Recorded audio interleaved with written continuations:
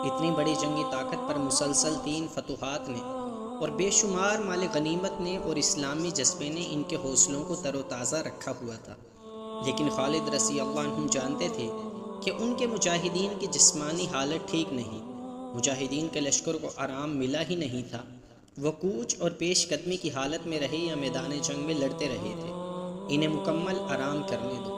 خالد رضی اللہ عنہ اپنے سالاروں سے کہہ رہے تھے، ان کی ہڈیاں بھی دکھ رہی ہوں گی، جتنے بھی دن ممکن ہو سکا میں انہیں آرام کی حالت میں رکھوں گا، اور ان دستوں کو بھی یہیں بلا لو جنہیں ہم دجلہ کے کنارے دشمن پر نظر رکھنے کے لیے چھوڑ آئے تھے۔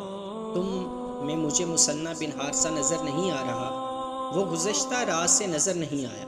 ایک سالار نے جواب دیا، ایک گھوڑے کے ٹاپ سنائی دیے جو قریب آ رہے تھے۔